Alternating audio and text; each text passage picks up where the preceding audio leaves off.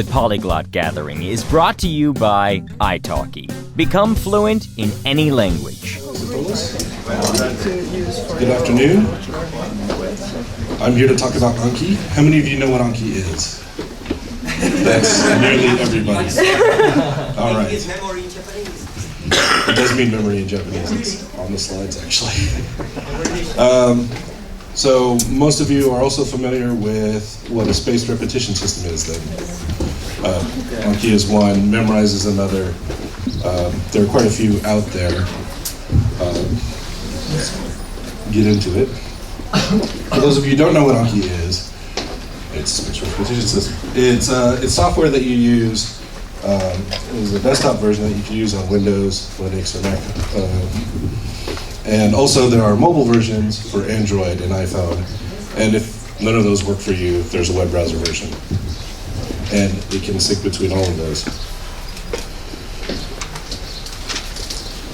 So what Anki does and what spaced repetition does is it tries to keep things in your head. So when you learn something new, you kind of start out right here, it's fresh, you remember it, no problem, but as time goes on, we're gonna forget. But if you see it again, it comes back here, it's new. And it takes a little longer to forget. And this is, I'm trying not to read the slides to you guys. Most of you could read it, I assume. So this is quite useful for language learning because there's, in fact, a lot of memorization involved. There's a lot of vocabulary. There's thousands of words you need to know in order to speak.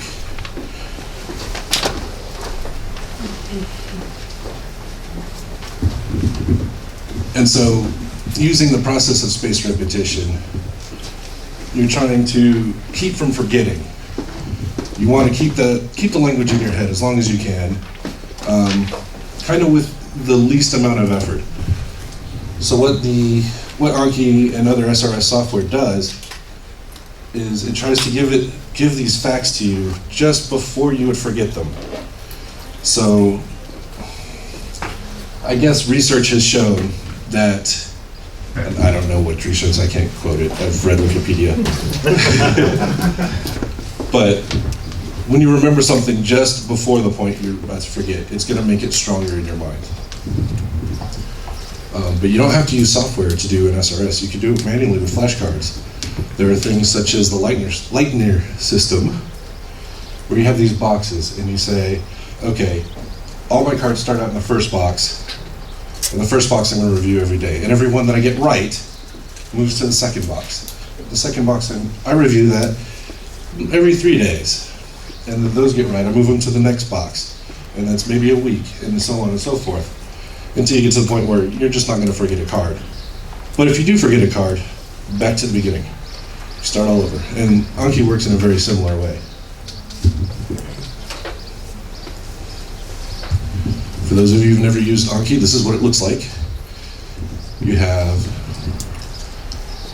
You see a word, or it could be a sentence, and then there's an answer, and then you decide, well, was that easy? Was that hard? I need to see it again.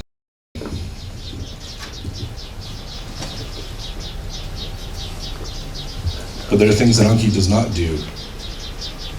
This is not meant to be a primary source of language learning. You're not supposed to, download a deck of cards and then just learn the words from that. It's not going to stick in your memory. You're going to find these cards hard. You're gonna hate it. This is not meant to teach you new material. It's really meant to review what you've already learned. It is also not effortless. It does not magically help you remember. You have to put in time every day, review your cards, kind of go through them, spend some time, actually think about, do I remember this? Or am I just kind of flipping through really quickly to get it over with? I have a lot of slides to get through. All right, so now we actually are here for what I think most of you are here for, is using Anki effectively. So number one, the cards themselves make a difference. If you have boring flashcards, you will quit using them. And this is bad because the good flashcards are in there too, and you will stop using them too because the boring flashcards got in the way. So the big question is, how do you keep from using them? So number one is you can use sentences, not just words. Here you see an example. Okay, I have the word correr. Okay, well, what is the word correr? Oh, I'm learning Spanish. Oh, I think it's to run. Okay, I did okay. But individual words on their own do not tell you a whole lot about the word or how to use it in a sentence. It doesn't really give you much to trigger your memory. You just see some letters and you think they look familiar, but you're not quite sure. And here we have a sentence. El niño estaba corriendo por el parque. Okay, well, I remember El Niño, that's the boy. Estaba, well, I think that's was. Corriendo, not so sure, but por el parque, well, that's easy. He's doing something through the park. What is the boy doing? Well, I think he's running. Corriendo is running. And we see the boy was running through the park. And you see, you have much more context to help yourself remember. And this actually builds stronger memories in your mind because you also see how the word is used in the language.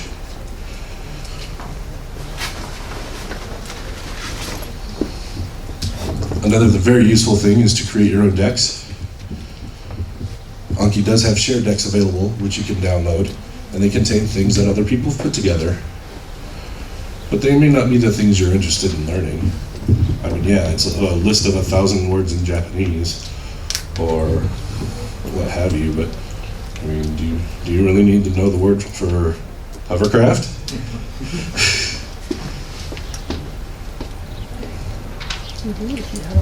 Another very useful thing you can do in Anki is to use media such as audio, pictures, and video.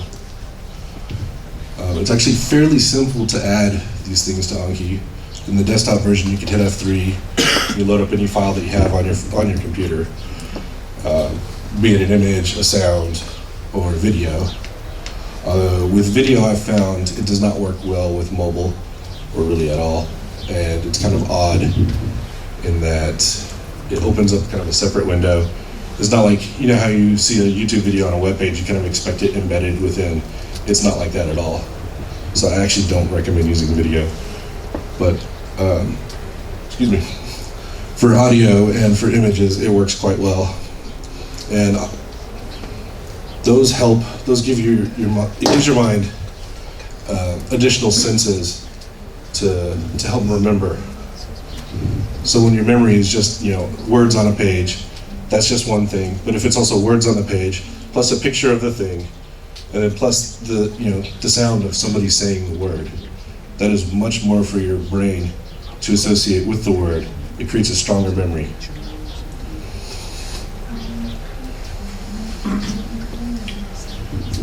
Using mnemonics. This is a large topic and I'm not getting into it. This is something Memrise is actually famous for. You want to create kind of some kind of memory aid, with some kind of associate sounds or rhymes or something silly to the idea of a word. I keep turning away from the microphone. Is it bad? No? Okay. You want to associate these things to just something else to help it stick in your memory just a little better. And of course, I had to use the one with Beavis and Butthead. Another technique you can use is close deletion. And if you're not familiar with this term, what close deletion is taking a piece of a sentence out. It's like a fill in the blank. Here we have an example of building a close deletion card. You change the type of the card when you're adding it to close, and you type in your sentence, and then you highlight the word you want to remove because that's the word you want to test yourself on. And there's a close deletion button right here. And it puts this funny little markup around it, and then you can give yourself a hint for memory later. Now what that card actually looks like when you are using it, you see these three little dots in between brackets instead of the word. You gotta remember, el perro blank en la casa, el perro está en la casa.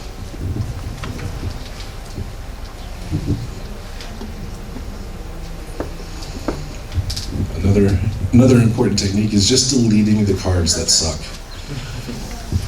Many cards become boring, or they're difficult and therefore boring. And if you just find yourself constantly blocked, just having to deal with these same cards, not this one again, I don't remember, I don't care anymore, just delete it, you don't need it. You can add it back later. Or if you have hoarder tendencies, you really don't want to delete it, you could just suspend it, and it keeps it in Anki, and you can find it again later and then suspend it.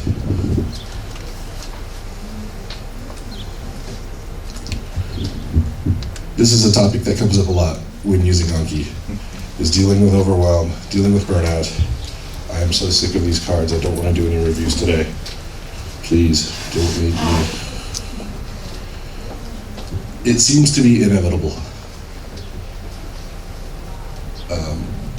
It happens to me all the time, and I love Anki. But it can be managed. But it's important to realize what causes it. If you miss a few days in a row of review, you miss one day, that's not too bad. Your cards build up a little bit. But if you miss like a whole week, like I'm doing right now, you're gonna find that when you come back to Anki, you're gonna have 1,000 reviews, 200, however many, and you're gonna look at that number and go, I can't do all those. No way. It's just not worth it. It's gonna take me 2 hours at least. Another thing that causes problems, and I do this all the time as well, is adding too many new cards at once. And maybe the day you added them, you can handle it. Okay, 50 cards today, no problem. But that means a week from now, you're going to get those same 50 cards back. And you may not feel like it in a week. So you kind of want to pace yourself a little bit. Also, adding too many difficult cards. Excuse me. If you generally are adding, let's say you're adding sentences, you want to add, just one new word in that sentence, one new grammar concept. You don't want too much new at once because it's hard for you to remember, it's hard for you to you just kind of want to incrementally improve. So adding the right cards definitely helps. And these are some of the strategies for recovering. Anki on its own tries to limit the number of reviews. By default, it's 100. I think that's per deck. It'll automatically suspend cards that you are consistently failing at. I believe by default, if you fail a card 8 times, it will suspend the card. It calls it a leech. And sometimes you can catch the message, marked as leech. That means it's still there, it's not going to bring it up again. If you want that card again, you can get it back later. But the things that you can do are lowering the reviews in the count, the review limits, the new card limits on your decks. And I'll show you how to do this in a later slide. Organize your cards a little differently, maybe separate them into different decks. I have mine organized by language and then by what source that I got them from. For example, I have a deck for Asimil, a deck for Classica, things like that. Maybe you only feel like doing the Classica cards, or you're tired of Asimil, or Teach Yourself is really hot right now, and so you really want to do those cards over anything. So you can kind of prioritize on your own. I just want to do this deck, and then tomorrow I'll worry about the next. Another thing you can do is time boxing, which is essentially just setting a time limit. I'm going to do 20 minutes, I'm going to focus, sit down, do it, get it done, and then if I still have some left at the end, oh well, I did 20 minutes. And then if you're lucky, you'll feel like you're in the flow, and you will just keep going. Usually not for me, though. I stop at 20 minutes. And this cutoff sentence at the bottom says delete or suspend difficult or uninteresting cards. We mentioned that already.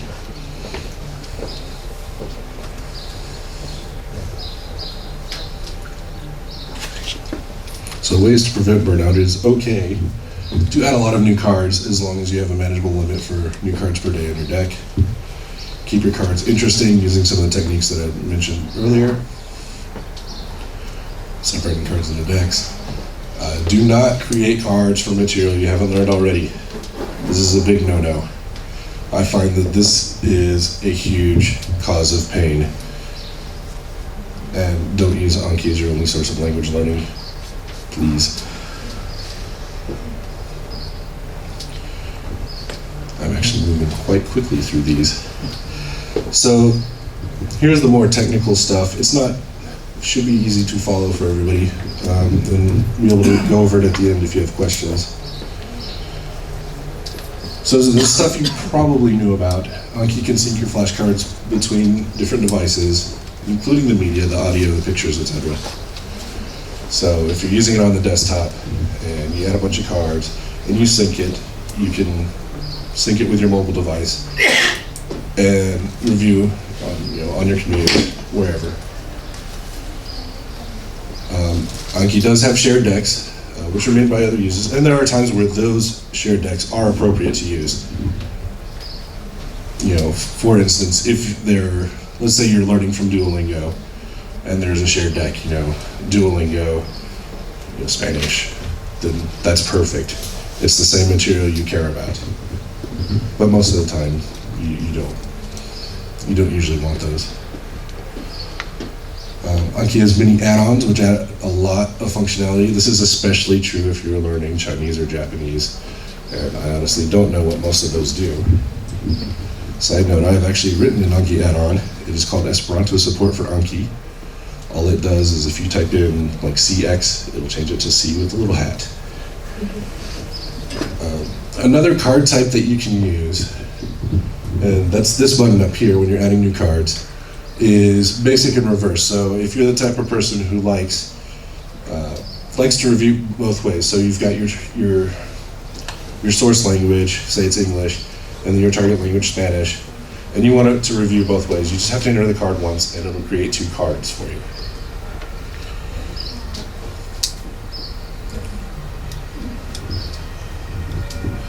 These are the settings I talked about for limiting the amount of reviews you get per day. This is new cards per day is right here. And then that tab reviews has the maximum reviews per day. Now by default, there's just one set of options and this affects everything you have in Anki. But you can actually create new options groups and it'll affect each individual deck. So you can actually have different settings for different decks. So let's say you're learning primarily Spanish, you'll set those up 100 reviews a day, that's fine. But you're kind of dabbling with German, but it's not really a priority. Well, you can make those like 10 a day. Take it slowly.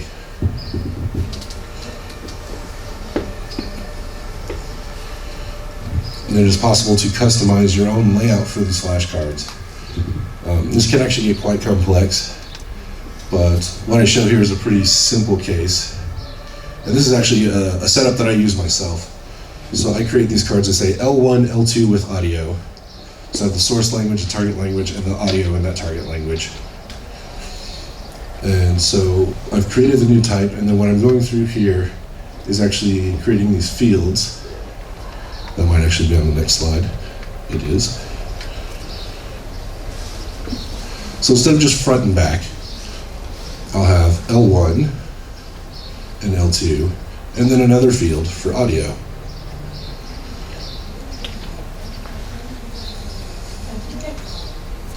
Could you please repeat where you're changing these settings when you're creating a customized layout? Sure thing. I don't know. Okay, so it actually skips the beginning here, but when you're on the screen to add new cards, there's this up here, it says type, and you can create a new type. It says note types up here. You add, and then you name it, and then you can choose that type, and then you go to fields over here, and this is where you can edit the fields. Sorry, I know the animation's slow, but I didn't trust that the video would work in the presentation, so I used animated GIFs.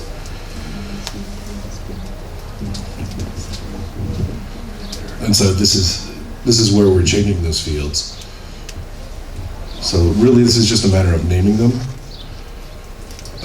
There are some settings, but really, for the simple case, you just want to create however many fields you need, give them the right name.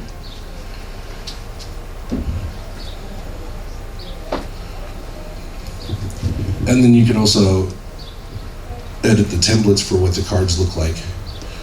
So by default, there's one card. You say, okay, I want L2 on front, and then I hit the space bar, and then I've got L2, and then it's just a little HTML meaning line break, so just put it on the next line. And then I want the audio to also play when I see that card. But then you can also add new cards, so you can actually create one card, and it actually generates 2 or 3. Okay, and I think this is cycling through. So that's actually what I've done here, is I've created 3 cards. The first one is what you saw, L1 to L2. The second one is L2 to L1, where I have the word in L2, that could be Spanish, along with audio, and then the point is to remember, what is that in my language? What does that mean? Or then I have audio in L2, where it plays the audio, I don't see any words, and then I gotta listen, and then I see what the word is, and it's a good way to test your listening. I actually do this with Glossica, and those are my favorite flashcards to do.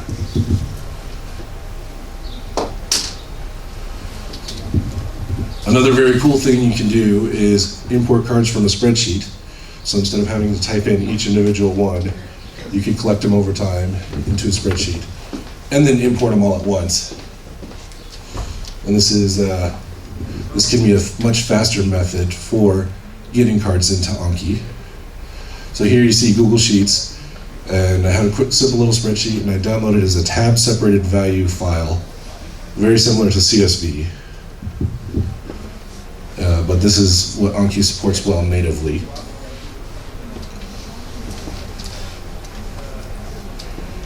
And then you go into Anki, you can go to File, Import, or you can hit Control-I, and then you choose your file, and then it will tell you, okay, what type of card is this?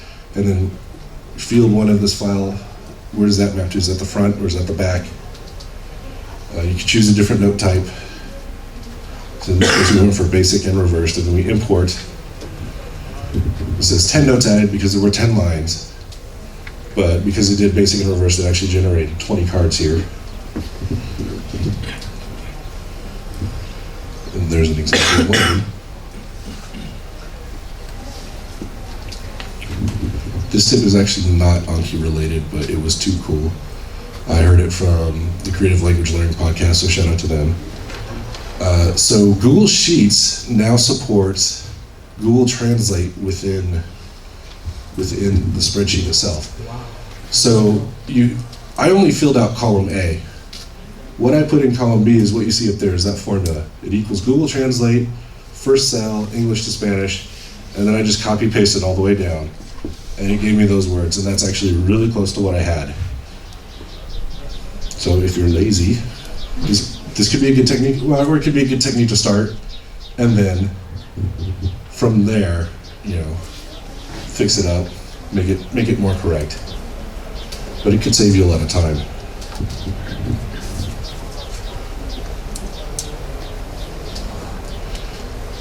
So along with importing just words and sentences, you can also include your media. So in this case, I'm importing a bunch of MP3 files. Sorry. Yes? That function, does it do sentences as well, or is it just words? It can do sentences, I believe.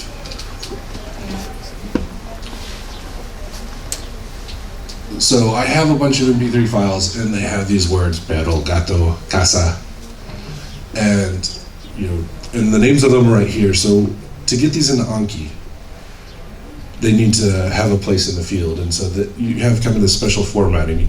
You have a square bracket, the word sound, colon, and then the name of the file, and then you close square bracket. And these files actually exist, somewhere on my computer. And you can import those into Anki in the same way that you imported the spreadsheet earlier. You save as a tab separated value field. And then the next step is actually, before you import, you want to copy those media files into Anki's media file folder. And this animation is showing you where that is. I will wait till it loops again and explain it. One very important thing is that your media files have unique names, because otherwise you'll be overwriting existing things.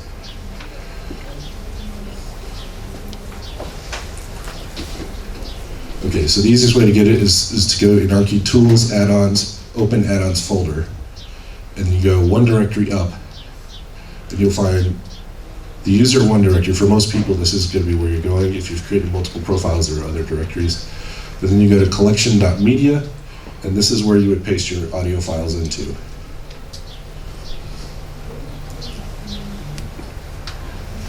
And then you import the TSV file, just as you did before.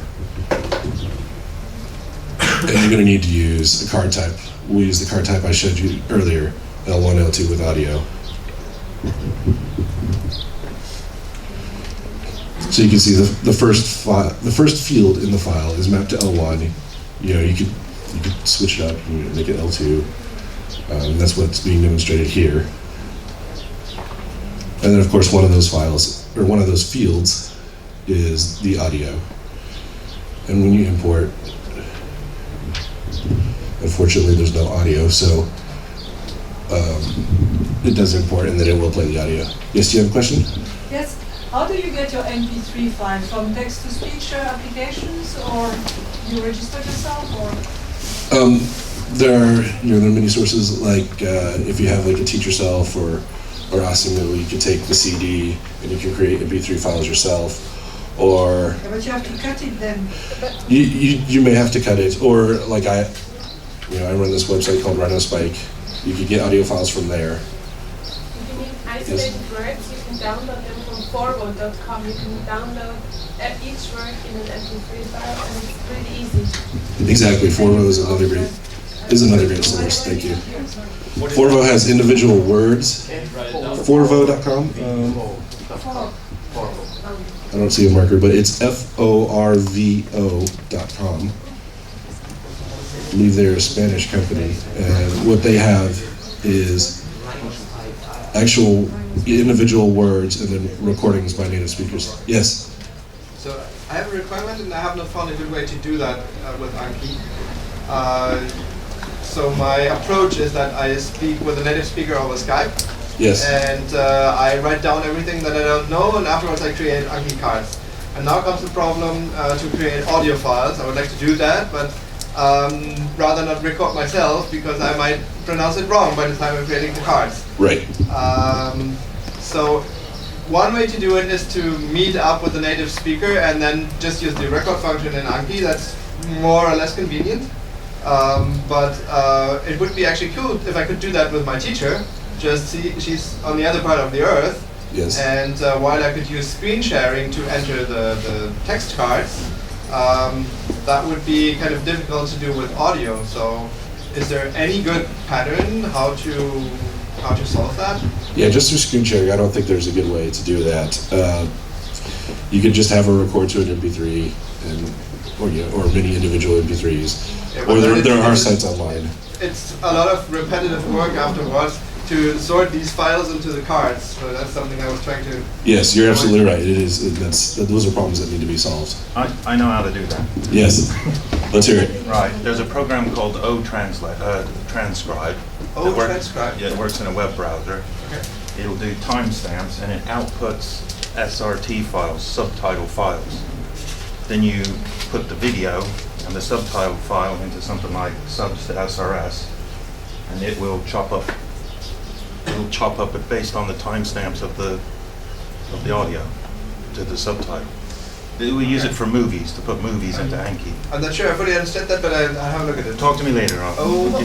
Transcribe. Translate? Transcribe. Transcribe. People use it for their podcasts, to transcribe their podcasts. Okay. So you can write, but you can, it has you hit F2 or something, and it timestamps the video or the audio that you're watching in the file you're transcribing. So Okay. basically you're creating a subtitle file. Once you've got the subtitle file, you can use subs to SRS. Okay, that's a new tool to me, so I'll have to check it out. Transcribe.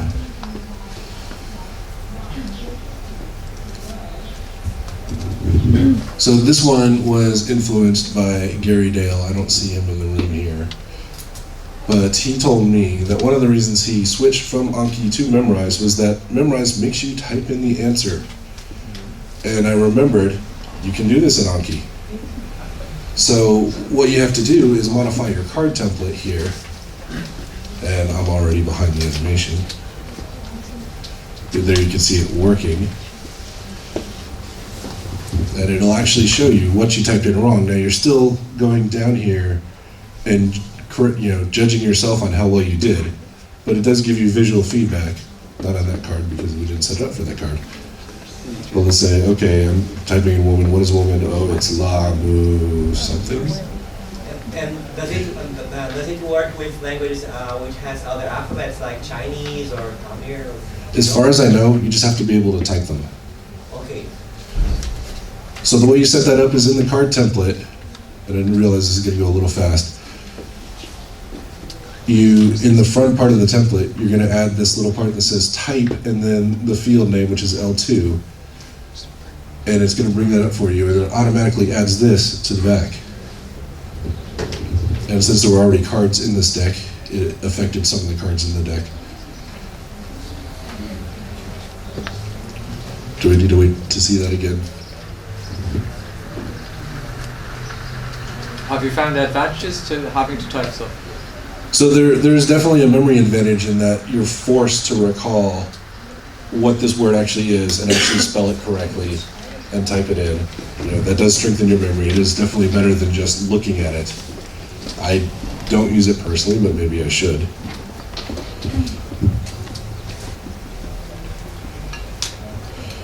And there's actually quite a bit more to cover with Anki that it didn't cover because there's just a lot. So some of the other things that I know Anki can do, I don't really have much experience with. On the mobile versions, you can do what's called whiteboarding. So this is very useful if you're learning Japanese or Chinese or some other script, where you actually draw on your phone with your finger or with a stylus. Another thing is multiple profiles, which you don't really need unless you're sharing a computer with somebody or doing something like I'm doing and giving a talk and wanting to separate your demo Anki deck from your actual Anki deck. Another thing you can do is use tags. So you can tag all of your cards, and then you can actually create dynamic decks based on these cards. Again, this is not stuff I do a lot, or really at all, but I know it's there. And there are some good resources that will help you use an SRS like Anki more effectively. I highly recommend this book, Fluent Forever, by Gabriel Weiner. And he has a wonderful website that covers a lot of the same material of how you should set up your cards, putting audio into them. He actually has a good multi-search tool, so you find the word and it'll show you an image, and it'll get you, I think it'll get you audio from maybe Forvo, I'm not sure. Another good resource is Effective Learning, 20 Rules of Formulating Knowledge. This was actually written in 1999 by a guy who wrote a software program called SuperMemo, which is very similar to Anki.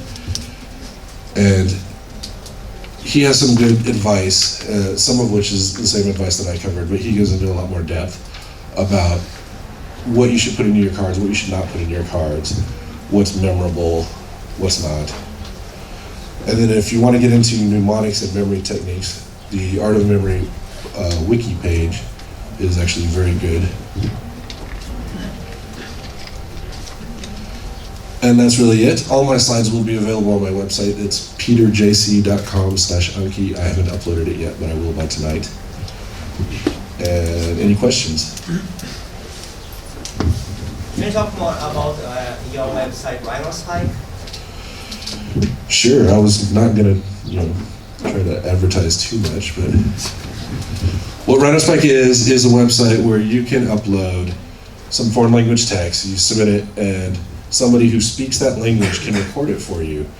And you can do the same for them, for people learning your language. We have over 44,000 recordings right now in 72 languages. And so It is Can we download them to use as an audio for Anki? absolutely.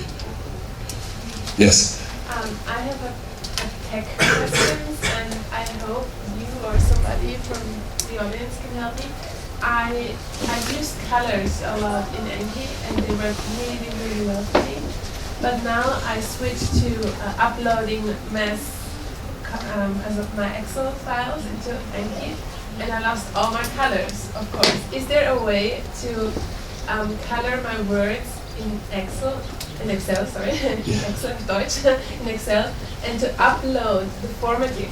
Because I don't want to do it manually now, because now I have more than thousands of new cards in Anki, and I just can't go through them and changing the color. But is there a way I can do that through uploading? So I believe what you have to do is actually surround those words in a little bit of HTML that specify what the color is. Okay. And Where? In Excel? in Excel. And how do I do that? I know a bit of I can show you later because Right. it is a little technical. Anybody else? How is Anki suited to learn grammar? You had this example of El Niño estaba Yeah. corriendo, but what if I want to learn like I was running, we were running, things like this? How does it fit into the Anki? Do you have to create cards for every form, or is there also some hack? Yeah, there's not really anything built in to do that. But you would want to create cards to fit how you would want to learn that. So there's a couple ways you could do it. You could just you could put in the grammar terms. First person present tense, quater. What is it? Or you can do the close deletion with the fill in the blank. You have a sentence showing an example of that grammar point. Or you could just put in the actual grammar rules themselves if you really love grammar and quiz yourself on it. But basically, yes, you're gonna have to create your own cards. the closest, they work really well. Okay. The closest, the Maybe- text. Yeah. I think you have to try what works for you. So for me, it works pretty well to try to pick up grammar intuitively, but then everybody has a different approach. Yes. Final Carroll, what's the difference? So Forvo focuses on individual words. Rhinosmake, you can upload a whole text, or you can upload a list of words if you really want to. But we're focused more on how does the speech sound, flowing in a sentence versus individual words. Yes. You said you have a deck for Glossica. Did you manage to export the whole sentences somehow from the PDF? I did. I don't want to really discuss that because I'm pretty sure Mike Campbell would be pretty upset with me. Yeah, I was searching for a way to do it. After all, I paid for the course, so I should have an option to do that. I totally agree. It should be a text file if I need it to be. Any other questions?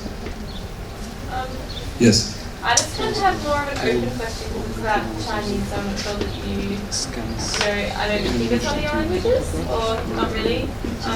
But I was wondering if anyone had a way that they've done to learn writing in Chinese characters using Anki. Because the way that I've been doing it now is actually just writing it on paper while having it on my screen. But And I've heard of a lot of people doing it that way. Doing it, or if that was the way most people ended up doing it. There's card sharing tests for HSK levels that that show you the stroke order, so it's an Yeah. animation, so you can look at those. But also, like you mentioned, there is a thing, a plug-in that you can get to write on the screen. Okay. So you have, it's sort of like the close deletion thing, you have to write on the phone. Sorry, I should have done this earlier. Yeah, sorry. So for Chinese, there's options, like you could, because it can play animations, you can get animations of stroke order, and also you can get the close deletion type thing where you write on the screen. So you actually write the character on the screen. Okay, is that just like the... Well, it works for the Android version. I don't know about the Yeah, iPhone. that's the whiteboarding feature. Yeah, the I whiteboarding. believe it's on the iPhone version as well, but it is on the Android version. But it is not in the desktop version for some reason. Well, because you have to use I guess you would use your mouse. Well, you have touchscreen, but So you have tablet version. anyone else?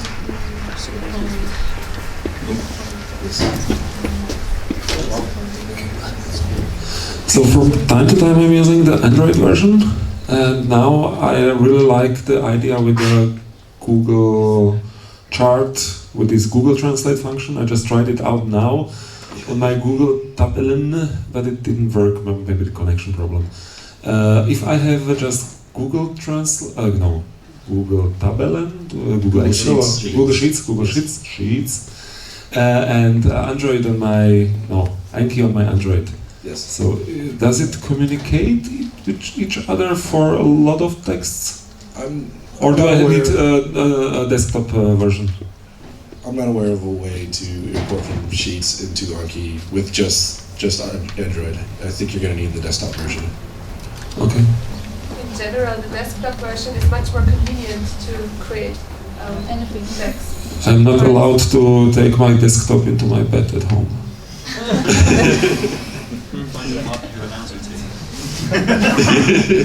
Studying in bed is never a good idea.